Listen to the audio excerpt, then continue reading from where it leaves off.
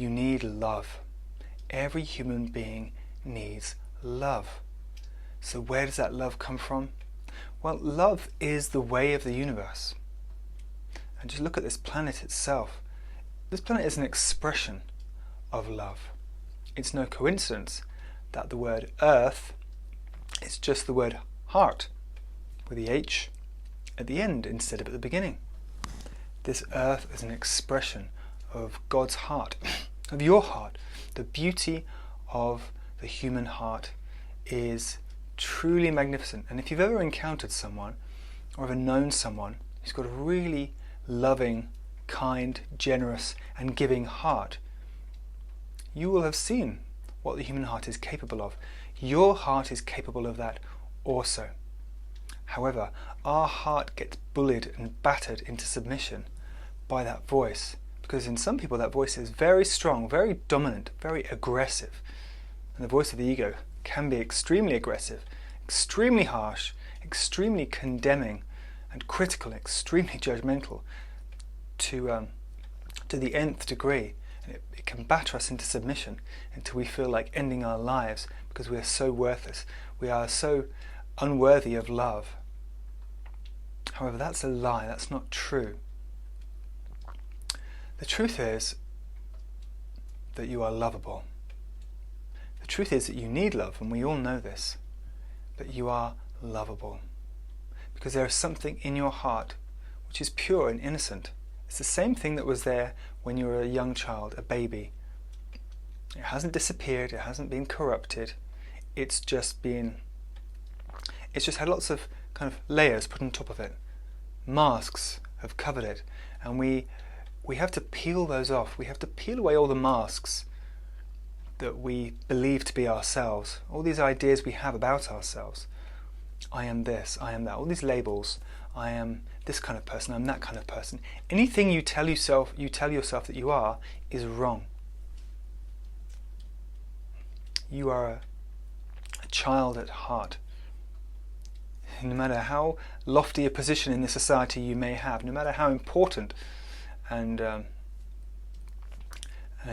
can I put this, successful you may appear to be, inside your heart is the child that you once were, and it needs love. Most importantly, but it also needs laughter, it needs play, it needs to unburden itself of its fears and worries. It needs to be vulnerable, because the heart is vulnerable, but it needs to express its vulnerability. It needs to express what's going on within it. And this is something that most of us are too proud to do, especially men. Men aren't encouraged to express the vulnerability in their heart. And if they do, then they're mocked or ridiculed for being soft or, wimpy or too feminine. However, we can't deny that our heart has certain needs. The need to be loved is one of the most important, if not the most important, but also the need to give love. We need to give love. It's so vital that we express our love, because that kind of, how can I put this? It makes love concrete. When it's expressed, it's not just potential. The potential in your heart for love is great, but when it's actually expressed, when you actually love and you show your love, you speak your love and you care, then it brings it into the world in a very tangible way. And so not just for other people to see, but for you to see, and you get to see the real goodness of your own heart. You actually see it in action and you say, oh my goodness, I'm a caring person, or I can be a caring person.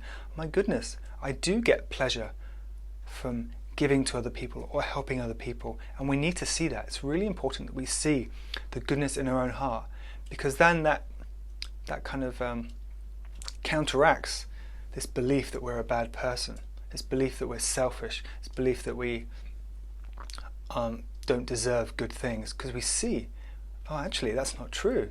There is goodness in my heart, and actually it's really good. It really does care, and it really wants to give, and it really is concerned about others. And we get this new image of ourselves when we express our love and our compassion and our concern. We're given a new image of ourselves. It changes our self-image. And this is really important, to change our self-image, because most of us have a self-image created by our ego, created by our thoughts, what we think about ourselves, what we think we're into, what we oppose, our habits, our preferences and our likes and dislikes. We form this picture of ourselves. But really, who you really are is that love inside. That's who you really are. And it's only when that comes out and expresses itself that we remember, yes, that's me. That's what I'm really about. And the creativity that comes from it, the expression of that love, because love can be expressed in a million different ways. There's probably no limit to the ways that we can be creative with expressing our love. And that's the great excitement about life. That's the great adventure in life, that we can choose any way we want to, and be creative any way we want to in expressing what's in our heart, the beauty, the magnificence, the love. So it's almost like there's a song in your heart, and it needs to be set free. And when it's set free, you hear the music and it's like, wow, gosh, my heart is beautiful. As beautiful as anybody else's on this planet. But it's got to come out.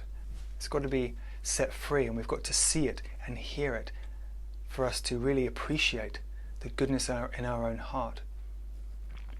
So that we can't escape the importance of that. We can't escape the importance of expressing, finding a way to express the goodness in our heart. And you know what? It's so easy, because there are so many people who just need a kind word. They need someone to help them out. They need someone to reach out and offer them some support in some way. So many people.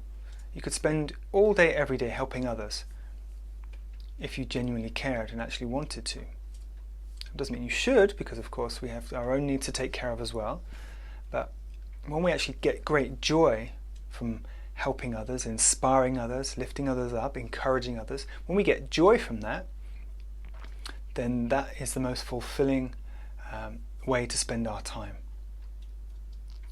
So we have to experience this and find out for ourselves what happens. What happens when I give some of my time and devote it to encouraging other people, or helping other people, or just listening. It's such a rare quality to listen to others and really hear what they've got to say without judgment.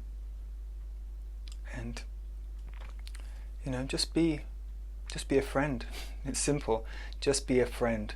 Most people are in need of a really, really good friend, and you can be that good friend just by listening to somebody and showing that you care, showing that their voice matters. Because a lot of people believe that their voice is inconsequential, that nobody wants to hear what they've got to say. So prove them wrong.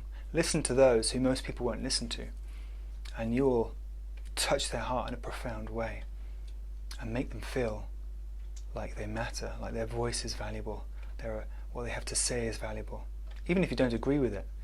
It's so profound to listen to people. It's one of the most transformative things you can do. Just listen, without judgment, without debate. Just listen to others. Get to know them. You get to know someone's heart through listening, and they feel heard. When you listen, they feel heard, and then something happens between the listener and the speaker, and something happens. A bond happens. Love arises. Because this world is like that. It's a dualistic world, and of male and female, giving and receiving.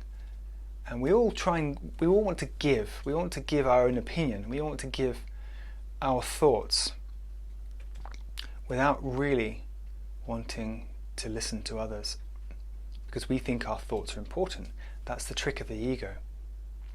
Because we establish the thoughts which feel right and which fit with our self-identity. We establish those thoughts and beliefs, and then we say, yes, okay, these are my thoughts and beliefs. I feel good about them. I feel that they reflect who I am or who I want people to see me as. So now I need to tell people about my thoughts and beliefs. And that's the ego. It wants everyone to listen to it. However, you reverse that and you go to the heart instead, and the heart is what wants to listen to others. Because it wants to learn, it wants to understand, it wants to commune with others. And that happens when we are receptive, when we listen. We learn amazing things, and not just information, but we learn about the hearts of other people in a very profound way that can't be expressed or understood in words. We learn about the hearts of other people by listening to them. And it touches other people when we listen to them in a profound way. So that's just one simple thing we can do to help others. So we live in a very self-obsessed society. We're encouraged to think about our needs and think about what's lacking, or think about our ambitions in life, or think about all the things that would make us happy, or just thinking about ourselves. We're encouraged to do that all the time. However, that will not bring you any real satisfaction.